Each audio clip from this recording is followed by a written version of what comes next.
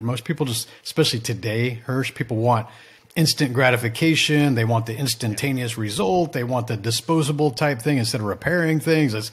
Everything's just made for like temporary basis nowadays. And it's unfortunate because success, one of the main principles is just being able to execute consistently over time. And most people are unwilling to do the time part, even though we all know that's the reality. We know it takes you 10 years to master something. We know that, but we somehow think there's this magic potion or elixir or get rich quick thing that's going to be able to shortcut the time process, and it doesn't work. We can shortcut the knowledge process by having mentors and coaches and people that give us the examples and show us the mistakes they've made. But you're still going to have to execute. And you're still going to have to demonstrate. You still have to get punched in the face a few times and learn the hard way. And then you get the result. And that's 10 to 20 years down the road. Nobody wants to hear that. Martians landed? Yes. Wearing Prada suits? Yes. Drinking Henry Seltzer? Yes. Chewing juicy fruit? Yes, and? Your branding here? Yes, brand. Your message here? Yes, and? A verse about? Yes. Your product here? Yes. I'm Hirsch Redman. Yes, and? I'm a message therapist. Yes. And I have a podcast. Yes, brand. That's right, that's it. Yes. We'll help you fix the world. Yes. Or your bottom line. All right. Your bottom line. Get it. I get it. Welcome to the Yes Brand Podcast. My guest today is not from England, but he's a lover of comedy and a lover of improv and a student of improv. He's a business executive coach. He's a high performance coach for executives and high performing executive performers and performances.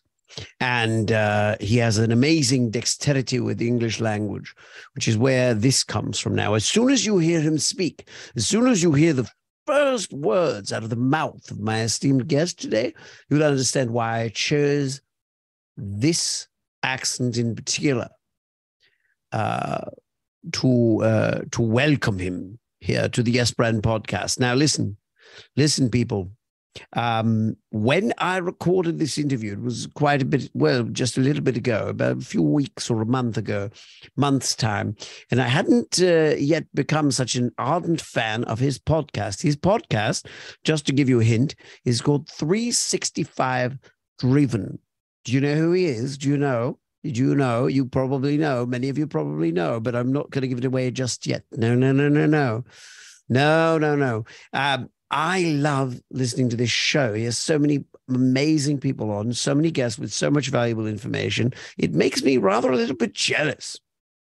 I'm a bit envious of this man, as are many people, but I'm not a hater. No.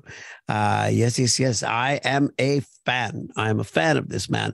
I'll give you another hint. What? How does that work? Did you get that? What? Lee, come on in here, Lee. No, I see, I told you his name. Do you like my blouse today? Is it a Tony blouse? Do you think it's a rather stylish kind of Tony blouse? All right, well, if you haven't gotten it by now, I can't spoon feed you. I'm not one of those people who believes that the audience is stupid. Do you understand? Do you get me? I've so often been told, remember, you're speaking to 3-year-olds. They told me that when I was writing my book. They said, remember, your base reader has the intelligence and education of a 3-year-old. And so you have to, we don't like to say dumb it down. Let's just say keep it at their level. But my listeners aren't like that. My listeners, for the most part, are well beyond my level, as is this guest. So please buckle in, buckle up, toughen up, suckle up, and get ready to learn about business from a heart-centered, kind, and straightforward, and honestly kind of really kind of brilliant in a very laid-back and comfortable way. So get comfortable then. Get comfortable then. And in no more clues for you. Here he is, ladies and gentlemen. Please welcome to the Yes Brand Podcast, Tony Whatley of 365 Driven. Welcome, Tony, to the Yes Brand Podcast. Yes, Brand Hurst. Hey, thank you for the opportunity, man. I'm looking forward to getting to know you better, and I'd love to talk about these kind of subjects: comedy, business, life. That's right. I was going to say Tony Whatley, famous, Tony Whatley, stand-up comedian, improviser. I was going to go through that whole thing, author, and then they would figure you wrote books on comedy. But now, do you think that you're at this point an authority on comedy? No, not at all. not at all. You're a student of comedy. Always, probably a lifetime student. Let's be real. I mean, we always watched funny movies or stand up. And I was actually going back through Netflix the other day. I was looking for something to watch, and I went back to the old Dave Chappelle shows, and it was still on the aspect ratio of like the square TV screens. Right. And I was like, hey, cool, I'll watch it. It's still funny today. Yeah. I mean, you can go way back to funny stuff and it's still cracked. And it can be stand up, or it can be sketch, or it can be, look at Saturday Night Live, look at In Living Color, look at, I Love Lucy. It doesn't matter. Like, really great comedy has longevity. That's the thing that I've always liked about comedy, I think, in the back of my mind, even as a little kid, was I'm looking at stuff like Abbott and Costello or Three Stooges, and it was, decades before I was born, and yet it has me laughing my ass off. And I'm like, how do you make people feel this good? Like, that's, I think, what I came away with. Like, how do they make people feel this good? People don't change. People physiologically, we emotionally, a lot of the things we suffer from today, we suffered from thousands of years ago. I mean, if you need examples of that, go read a classic book like Meditations by Marcus Aurelius. The guy ran the Roman Empire, and it's his diary essentially, and it's his thoughts. And as you're reading it, you realize the problems that he had thousands of years ago, the same fucking problems people have today. So it's good stuff. And my son loves that book, and he's a writer. He's 30 now, but he was about 12 when he adapted the Marcus Aurelius for a TV script, to try to make a TV script out of it. And it was just kind of a little project that he did to amuse himself. But the fact is, it was so relatable. And, how do you relate? And we'll get into your background a little bit, but how do you relate comedy to business? You're dealing with some big numbers, some serious communities, people who are focused on making money, not wasting money. How does it all line up for you? I think comedy is just another form of communication that could lead to potential influence.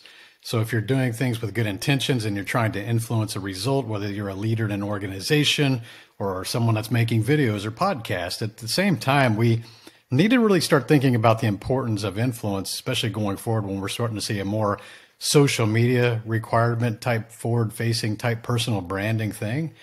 And I think that a lot of times people will like to create the podcast. They want to do some videos, or they want to write the book, but they don't really invest in themselves from a professional level. I'm not just talking about watching and trying to regurgitate, but investing in themselves with coaches or mentors that are really good at influence and entertainment. Because I think that anytime we get on a microphone, anytime we get on a stage, anytime we're seen on a screen, you should be trying to think about, how am I entertaining people? And it's not trying to be funny all the time. Sometimes you're just telling ghost stories or whatever. It's some form of entertainment. But I think that one key aspect is the make or break from people just really blowing up and growing a big audience and creating massive impact. And if they would just understand, if I could just spend more time focusing on becoming an entertainer of some sorts, becoming a character of some sorts, they're going to get far better results in a much quicker time. And what makes, in your opinion, a really good coach? I say there's so many coaches out there for various things. Even the term coach can be perceived and used different ways. What makes a really great coach? I think that somebody just has to be able to show or demonstrate that they've got the results and they exemplify what they teach. Now, I think that for me, I'm always a high performer, so I want to make sure that even if I'm learning something that's not based on business, I want to make sure it's from an individual that's got the core values and the alignment that's showing that they're a high performance individual in many aspects of their life, whether it's financial, fitness, family, faith, all these different things that we try to look at from a human perspective. How am I judging them? Because we do judge. People think like, oh, we shouldn't judge people. But literally the Bible says that we should judge people, but you should also be worried about being judged in the same manner, right? It's a comparison. And I just look for people that are actually doing things and evidence that they have proof and results of what they're trying to teach you. Well, your company is called 365 Driven, and it's also kind of a 360 thing for you. It seems like you are interested in that whole package. Are all those things important? Is fitness important? Is being in a good headspace important? What's the most important thing as somebody builds a business and thinks to themselves, well, someday this is gonna be big and I'm gonna sell it, or I'm gonna step back from it. Like, mindset wise, what's the best attitude to come into business building with? I think that you have to pursue things that will lead to your potential fulfillment in life. I think a lot of times people focus too much on the financials. Maybe you say, hey, I want to be a multimillionaire. And you start looking at these different business models that could potentially lead you to become a multimillionaire. Maybe you're influenced by people in your peer group or your friends or your social media, and they're thinking like, this is the fastest way to easy money, but they're really sacrificing their own core values, alignment, the things that make them happy, the things that light their fire. Because if you need examples of that, maybe you've had a job or a career or profession that you got compensated very well for, but you didn't really enjoy going, and you kind of maybe it sucked the life out of you, right? But you're willing to just tolerate that because it paid you a certain amount of money to be able to just accept what it is. That's not really a great way to live. It's not really pursuing fulfillment. You're not really feeling happy. You're not really getting a return on anything except for a financial reason. There's been careers and things that I've done in my past that hurt my health. I just didn't have time to do the exercises, and it led me to eating unhealthy and just doing things that I just didn't want to do, right? And so when I think about if you want to get a return, you got to think about the time factor. Most people just, especially today, Hirsch, people want instant gratification. They want the instantaneous result. They want the disposable type thing instead of repairing things. Everything's just made for like temporary basis nowadays. And it's unfortunate because success, one of the main principles is just being able to execute consistently over time. And most people are unwilling to do the time part, even though we all know that's the reality. We know it takes you 10 years to master something. We know that, but we somehow think there's this magic potion or elixir or get rich quick thing that's going to be able to shortcut the time process, and it doesn't work. We can shortcut the knowledge process by having mentors and coaches and people that give us the examples and show us the mistakes they've made. But you're still going to have to execute. You're still going to have to demonstrate. You still have to get punched in the face a few times and learn the hard way. And then you get the result. And that's 10 to 20 years down the road. Nobody wants to hear that. Well, I have two things that come to mind. One is the longevity and time part, which as a car guy, I think is something you can probably speak on, So I want to know a little bit about your history with cars and a little bit about your history in general. We'll get to the other thing in a minute. Tell me about your background and how you got to this point a little bit. I guess background, I grew up lower middle class, 2 working class parents. My mom's a Japanese immigrant, so I'm half Japanese. I was actually born in Japan in a military base. My dad was a Vietnam combat vet, and he basically was U.S. Marine. And after the military, we moved back to Houston, where he worked in the oil refineries his entire career before he retired. My mom was a school cafeteria worker for her entire career before retiring. And so I got to see the value of hard work, and every house that I grew up in, which was 3 of them, was basically a flip house. You would call that today. It was just kind of the cheapest house in the best school district that they could afford. So my sister and I could get a good education. And that was the sacrifices that we made. But the thing is, I knew that there was affluence nearby, and I could see evidence of that. And I had friends that were rich and things like that. But I always was taught to just appreciate what I had, right?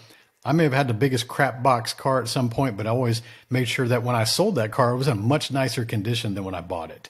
So I've always valued the things. The crap box houses that we moved into usually became some of the nicest houses in the neighborhood because my parents and my sister and we would restore these houses and paint them, fix the yard, do the roof, do everything. We were just really handy. So, what do you currently have? What are you grateful for? Quit trying to think about what other people have. Maybe that could be an inspiration for you, but if you're not grateful for what you have today, regardless of what that is, then what makes you think you're going to be grateful for the things that you're going to achieve later on? Because that's something that's internal that we have to develop. We have to work that like a muscle. We have to become grateful every day for where we're at, what we need, or we providing for, right? So I think just growing up like that, seeing the struggle for that, I was thinking about, man, how can I go make a 6-figure income? Because nobody in my family was doing that.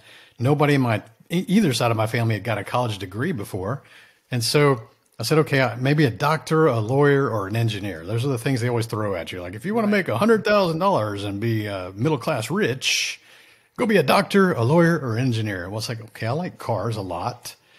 Maybe there's something in engineering, because I definitely didn't want to go be a surgeon and work on people that are injured and blood and gore. Like, I'm not interested in dealing with people like that, right? Right. And so I said, okay, mechanical engineering. And that's what I did. I pursued a mechanical engineering degree. It took me 7 years. I was a very average student in school because I was working full time in construction, just like my dad. So I was a welder, a pipe fitter, an insulator, an epoxy coater, like all these different roles. I was paying for my own college and going to school at night.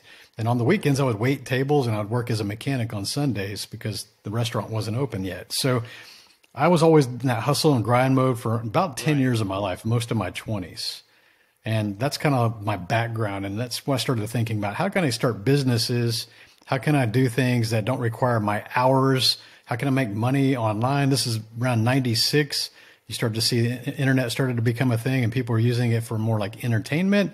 It's like, man, there's got to be a way to make money on the internet. So I started going down that road and trying to figure that out. So, you know, obviously you're not afraid to work your ass off. The question is, you know, when I really, like, I feel like I've worked my ass off, you know, especially like there's working hard and then there's working hard towards something and spending a lot of time and investing a lot of time and money in something. But you always hear work smarter, not harder. And then you start to think, and you do hear people say, oh, I have a strict policy. I work 12 hours a week, but I accomplish all this. Or, you know, where do you shake out on the harder versus smarter equation? You know, this is a good question. It's very relevant. I actually just finished up another podcast, right? As a friend of mine, he's been on my show before, and he summarized this very well, and I want to use it. His name is PJ, so you guys hear that episode if you listen to my show. But he said most people want to be a wealthy man. Like, most men want to be a wealthy man, but most men are not willing to become a man of wealth. And that's an intriguing statement when you think about that. Okay, a wealthy man is just really focused on the result.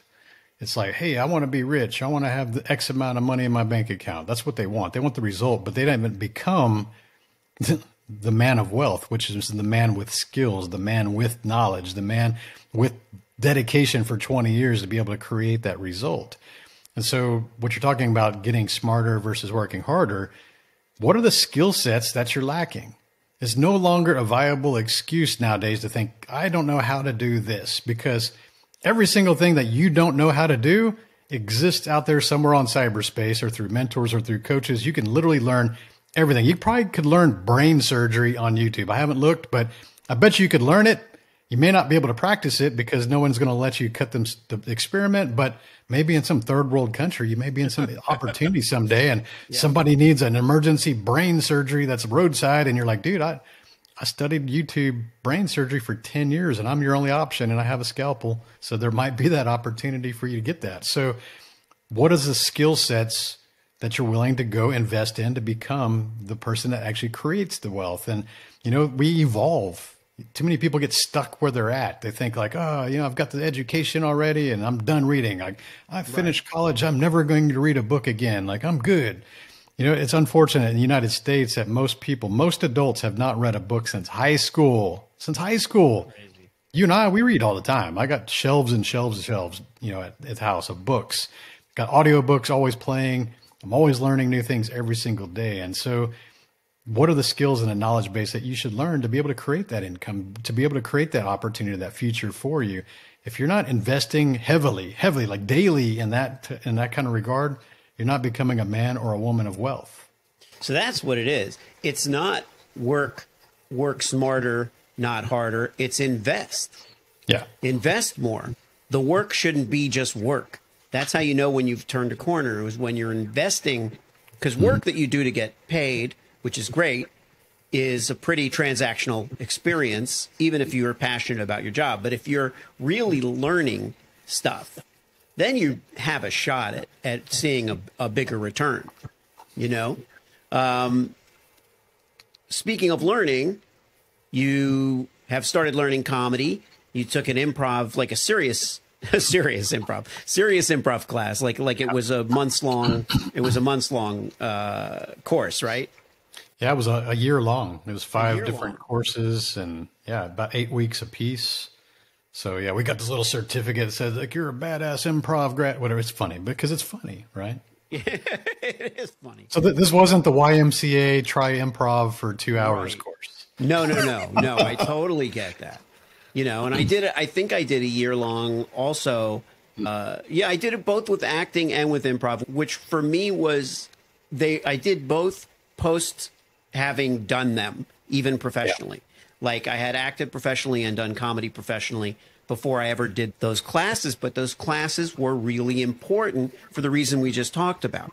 Like I had a very different feeling being on stage, knowing that I had trained somehow for it, even if some of the things I learned I didn't agree with, or some of the things I learned I knew instinctively.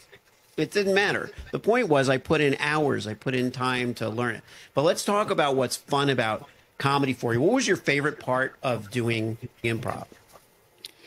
Well, to me, I started out in the public speaking type courses through Toastmasters and public speaking coaches because I was really uncomfortable with that stuff. I had stage fright. I didn't like putting myself out there.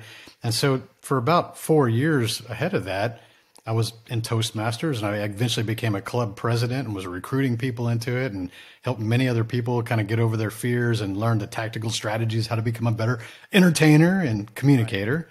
And so for me going into improv, I didn't have the stage fright like a lot of my troupe members did, because maybe that was the first time for them to even be on a stage or have to say something in front of people. So I came in with that advantage already, but I had to earn that, right? It was something I had to go through. But here's the main differences between public speaking or being a speaker versus an improv comedian. From a speaker perspective, we're always refining the way we speak, the way we communicate, our style, the stage present, the way we may use some vocal inflections. Like it's always us, that we're investing in our own skills, our own brand, our own presence. Right. When you're in improv, all that stuff goes out the window because you don't know what character you're going to be assigned unless you're the one that's initiating, right? When I walk out there and we're on a stage and you say, hey, you're something or 85 or whatever, I have to immediately go into that character and act and think and speak like best I can in that regard from that perspective.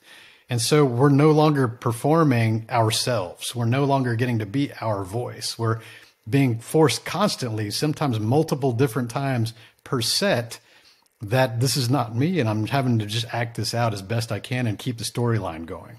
So that's where the real challenge is with improv. And it's also the crowd work and learning how to deal with the people in the audience and react and take input from them and make that into a story and things like that. So it really presses your creativity on the fly.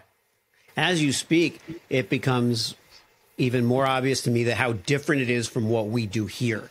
You know, you are so thoroughly yourself and you know, plain spoken and comfortable on camera and behind the mic and talking to people, and it puts them at ease that way. But performance comedy, like, you know, that's so different. You know, we talked about doing this. Let's do a game, but what I haven't done yet on Yes Brand is really, I haven't done a character thing. Haven't done anything where we really have to be that different from ourselves, because the people that I've had on, you know, while totally being game, I don't want to throw on them, oh, you have to be French, or you have to be this, or you have to be a that, or you have to have a, you know. Yeah. So, but if you're down, what we can each do is give one another suggestions, because it doesn't make sense for us to give ourselves. Let's just do an improv skit. Just you initiate it, and then we'll keep it going. And we don't have to go very long. It could be a short form, but we're just trying to get to a grand finale, so to speak, right? Right. We'll have to get somewhere. Okay. Yeah. Well, are there particular games that you like? Like, is there a game that you like that has some very simple ground rules? No, I think just be creative. Just be creative. We don't have any third party here giving us input, so we can't do the recalls on them, right? We don't. And that's it. And then we can't tag out. We can't really. We can't tag. Can't tag out. It's just a 2-man show. It's a two-man show. And if it goes well, and again, there's no such thing as failure in this case, but if It's art form. It's artwork. It's an art. It's artwork. I'm going to put some Singer spray in here. So you want some? If we have to. Yeah. Thanks. There you go. Thank you. Thank you. All right. So throw out a location. You throw out the location. Where are we? We are Riverside. Okay. We're Riverside. There's your third party. I'm reading the top of this. I'm literally reading the top of the screen, people. Oh, that's right. Riverside. Okay. But we're Riverside. That's the Riverside. location. That's the location. Okay. And I would say that you are a chef from Europe. You're a European chef. Okay. And then you tell me what I am. I'm just going to say you're my best friend, but you're a 65-year-old grandmother. Okay. All right. Okay. All right. Sounds good. All right. And let's start end scene. There you go. Okay. What are you doing? I am here at this riverside, and I just want to pick the vegetables so the soup is very, very, very tasty for my constituents. Well, I would love to make sure that this time we do something vegan. Can we do a vegan dish? We're always putting from the ocean the fish, but we never pull like the weeds. Something like this. I see where you're going with this, and it's not the first time you try to dissuade me from using the rabbit. And you know I am very famous for the rabbit soup. Oh no, the rabbit soup. Why The rabbit. Oh, don't you know, remember that when you first came to my home and you didn't have any family, there was nobody that was... It was a miserable time. Miserable time. You were cold, lonely, and naked. And I took you inside, and what did I have as my pet? What was my pet? A rabbit. That you're still going to bring that story up. I am going to. I'm supposed to forget just because it's 40 years ago already. From my country, rabbits are not pets. I thought you had gone shopping for our dinner that evening, and I should have asked, but I just wanted to surprise you. And hey, it was really good soup, though, wasn't it? You should have asked. You should have asked. That's my point. Yes, it was a delicious soup. It was delicious. Why else would I send you to the Sorbonne? Use my savings that my husband, he should rest in peace, left me. And what did I do with the money to put you through the Sorbonne? And, now you're famous. But, once a year we get to go fishing, and I don't mind fishing for a little goldfish or something, but to murder a bass in cold blood. Whoa. You're accusing me of fishing as being a murderer? That's a little over the line. Like, we are best friends. You cannot call me a murderer. If you can't call your best friend a murderer, what kind of relationship is it? This is a very complicated relationship. I'm glad I never married you. Well, I tell you what, it would have complicated things even further with our daughter, because already she was confused about why her mom's so old and her dad's so young. And, one night a week we eat a vegan meal, and the next night we eating, chicken and deer. What is with the deer meat all the time? So she was confused enough. Marriage would only complicate it. I agree. So I can explain the deer, though. It's very gamey, and it's very much an acquired taste. And I just think that in order for us to become more elite, we need to acquire that taste. I'm tired of living in poverty and just eating this crap. So I said, hey, I'm going to introduce deer and make it an acquired taste. And then I start conversation with people with high net worth who will buy more of my rabbit soup. Okay, so I don't want to cut you off. I mean, we could have gone on quite a long time. But Tony, the thing that I love is that it's circled back to high net worth. It's circled back to an acquired taste, things that are marketable, things that we can sell. I was drifting off into, and it's, look, you're a very personable guy. It's understandable if I were an old European woman that I would, just assume I would want to be married to you or at least have children with you. But I think, my mind goes completely to the fantasy and I forget about money. And you're like, okay, we got to at least monetize. If I'm going to be a chef, I have to monetize it. A vegan chef. A vegan chef. Well, a vegan chef, have you ever invested or worked with anybody who was in the restaurant business? Yeah, I actually worked in restaurants for about 10 years of my life, from 15 to about 25. So I actually managed a couple later on while I was in school. Oh, see? And that was my suggestion to have you be a chef. Or do you cook? I do cook. I enjoy cooking. I don't do it as often, but it's mostly just healthy stuff nowadays. Oh, are you vegan? No, that's unhealthy.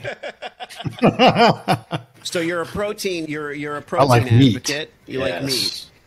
Yeah, there are arguments to be made that the meat and potatoes kind of approach is probably healthiest for us. Well, you think about it. Most of the vegans I know, they love animals. They don't want to see animals get harmed. I get that. That's a nice. It's a nice type thought, but there's a reason that the humans became top of the food chain. And if you go out into the wilderness or the ocean and you're not the top of the food chain in that atmosphere, those animals aren't going to cut you any slack because you're vegan. They're going to let you know who the top of the food chain is. So why waste that if we work so hard over millions of years of evolution to become top of the food chain? Yeah. To me, the superior life form in our lives are dogs. That's honestly what I just think when I look in my dogs, when I look at any dog's eyes, I always feel like that's a superior life form. They know something we don't. They have a level of empathy that we don't have. And they're happy. They're happy to see you. They're happy to see you. They don't bitch and moan about a lot of. They don't hold grudges. That's right. They don't hold grudges. They might put you through a little hell if you go away for a long time. But think about how happy they are to see you when you come home versus maybe a child that feels a little bit neglected. Look at the mood of the dog versus the child. And, don't take that wrong. Totally. I love my kids, too.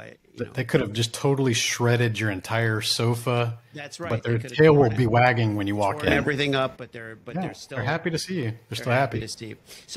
So I'm glad it was a rabbit. If I had to choose between a rabbit and a dog, I'm glad you chose to cook the rabbit.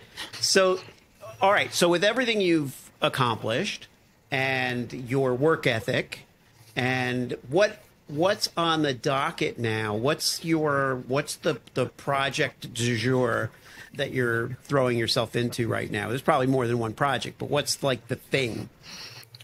For the last 5 years with the books and the stages and the podcast, that's all great. I love doing this stuff, but I also understand that there's a benefit to becoming more frequent at these type of messages and getting more content out there to reach a greater audience, because I'm a legacy type person where I'm pursuing purpose based in legacy. And if you ask a legacy, I want to impact the generational legacy of millions of people by teaching them confidence and business principles. And the only way I'm going to be able to reach millions of people is by amplifying my message, growing the audience, building content that people will enjoy and share and get out there, because ultimately that's where it's going to be, is I've impacted people. And so that just takes work, man. And you can multiply the effort, build a team, production team, things like that. But I think a lot of times people say that they want these goals, but they're just unwilling to put in the actual work to go create that. And the people that are out there that we recognize that are at the top of any industry, they had to put in a lot of work. Like, things just don't come easy to you. You don't inherit influence or success in most regards. So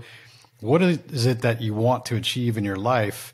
And what is the pathway and the amount of work that you're going to have to put in to get there? Be realistic with yourself, because if you can't achieve that based on your own time constraints or your own self-limiting beliefs or your insecurities, again, these are all things that you should be investing in to get ahead. And I'm willing to go do that. So I feel like it's been very comfortable for about the last year, and I don't like comfort. So I'm always looking for ways to just kind of push a little harder.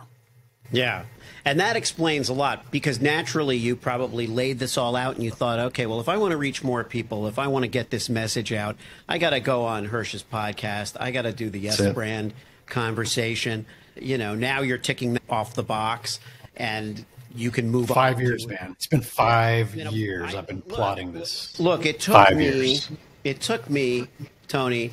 First of all, it took me several years just to come up with the first podcast, Truth Tastes Funny, and that was the test case for doing an even bigger podcast called Yes Brand. I even did some Yes Brand interviews like 5 years ago that were, you know, I would interview my friends. It was in the days where I didn't even know what podcasts could do, and I recorded them, and technically they were out there, but it was like I don't think anybody really heard them.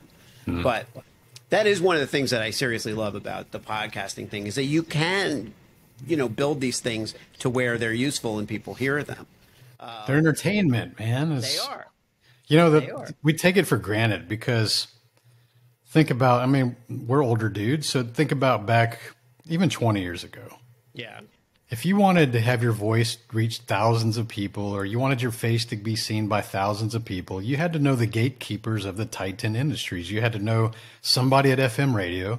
You had to know somebody at the broadcasting networks on television because those gatekeepers were the ones that you had to pass through to be able to get your voice or your face out there to the public. Nowadays, we walk around with smartphones that you can go live. That blows my mind that you can go live and reach thousands of people instantaneously from some device that you carry in your pocket or your purse. And we have all this technology available, yet so few people are actually utilizing it. They take it for granted. I think it's just they don't realize how hard it was even 10 years ago. And now they just kind of live with it every day. So it's like, no big deal. But it's a huge opportunity that's going to waste for most people. And that's something that we should have, it would have been really a big gift 20 years ago to have this. Yeah. We're not that far apart in age. I'm a little ahead of you, but I'm a little behind you in terms of the stages. And so now I'm at that thing where my book will come out this summer. I'll want to be like doing stages. I'll want to do that. But one thing I want to discuss with you at some point is come back around to comedy and maybe do something called 365 comedy and do a stage show that encompasses, because I was writing a stage show called Truth Tastes Funny, but it was really just observational comedy, personal comedy, stuff like that. Now, having done the podcast, having launched the Yes Brand consultancy and all this stuff, now I have all this business stuff that's flowing into my mind and out of my mouth. And it's like, okay, now if I do a stage show, it can't just be comedy. It has to be like business oriented and life success oriented. So I would love to, if you're open to it, it's no commitment here. But if you're open to it, we should talk about that because I think that would be fun, funny, and impactful to do something on stage that converts comedy into acumen. And it stays on brand. I think that, it's, if you're going to go down a comedy path and you're already trying to establish a brand or some kind of authority in the subject, for me being business, right? Why would I go do a bunch of comedy on movies, for example? Right. Just something that's not even related to what I do. So some of the most highly engaged posts I've created or videos I've created is I'm just making fun of guru shit. Like you see people out there doing stupid shit, like renting the Lambo. And one of the jokes I always say is like, why do they always stand in front of it with their arms crossed, angry looking with a mean mug, and both doors are wide open on the car? It's like, what? They're by themselves. Why are there two doors open? Did somebody escape, or are they waiting for their dog to jump in? Or like, where's the check box that says if I own a Lamborghini, I have to have both doors open and stand in front with my arms crossed and look angry? Like, why would you be angry if you owned a Lamborghini? Wouldn't you be happier to does it make me angry or more defensive because my arms get crossed if I buy a car like that?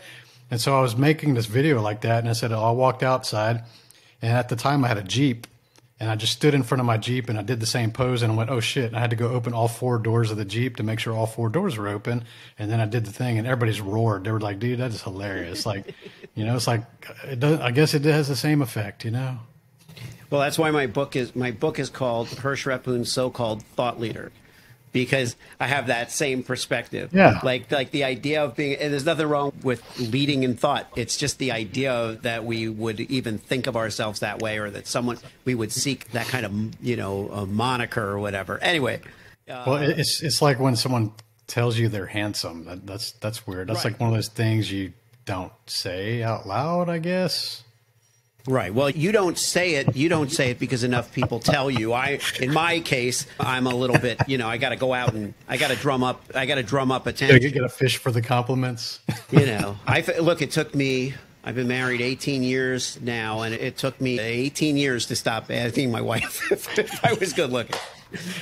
Honey, does your dress make me look fat? She told me 20 years ago, you're not the kind of guy I would typically date, and I took that as like being like something. You're supposed to be better. You're a step above. I have to work. Well, I have to now work to get up there. I don't know what it was, whether it was a championship skier or triathlete or whatever it was that she had in mind. But it's, that's the way that I've approached it, is like with just a touch of excessive insecurity. Well, this is great. I like to give my guests the last word and let you share, impart a message to the CEOs, the founders, the business people and aspiring business people that are out there looking to figure out how to shape their brands. What's a little closing thought you might want to leave them with? It's kind of a morbid one because I'm also great. Yeah, I knew you would like that. I'm motivated by mortality and not motivated by death, but knowing that we are all going to die. Everybody listening to this, everybody watching this, we are all going to die. Sooner that you face that fact, it becomes a reality, because it is. But then you start to realize, like, the things that you've been putting off, things that you procrastinate, things that you want to achieve in your life. You're always thinking, like, someday I'm going to do that, or, when the time is right, I'm going to start this. And guys, there's no time. There's no perfect time for anything. There really isn't. And whatever excuses or self-limiting beliefs that you currently have that are holding you back or keeping you in the current position that you're in today are only going to have newer versions of those excuses later on. So those things are not going to change for you. So I want you to just take that imperfect action. I just want you to take the smallest steps to move forward. If it's starting a business, hey, you know what? Go online, create a business checking account. Go create an EIN, register for an LLC. You could do all this online. Literally, you could have a registered business within a 2-day period. Like, it's pretty easy nowadays. So those are very small steps that may take 2 hours of your time, but little steps built over a long time still build a lot of distance. And soon enough, you'll look back over years like, man, I'm so glad I started earlier. I'm like, this is amazing. Like, why did I put this off? It's because we look at the entire scope of all the things that we want to accomplish and we become overwhelmed. We go, oh man, I want to become a multimillionaire and start all these companies and have employees and do this brick and mortar storefront and buy, like when you think of all of that, yeah, that wears me out just thinking about that. But what can you do today? What are the resources that you have today? What are the littlest things that you can do today? And that what this is going to do is build momentum. And momentum is a powerful thing that most people really also don't have the gratefulness to have. It's get it going and don't stop. Be relentless with this. Start working on a little bit more every single day, 365 driven, right? And soon enough, you will get those results. So whatever is holding you back, or the fear of criticism or the fear of judgment or what your friends are going to think about you evolving or improving or investing in yourself, realize that they're not paying your bills. You hope that these people that you're holding you back are going to be at your funeral, but likely they're not. If they're critics and naysayers and haters, they're not going to be at your funeral. They're not going to be at your deathbed later on in life. And you're going to look back in those moments when you're elderly and go, man, why didn't I do that? Why didn't I do that? Why didn't I do that? And always comes back to the fear of judgment and criticism of the other people. And then you're going to go, well, who in my mind would have been that? Who's that critic that I had? Like, oh, so-and-so.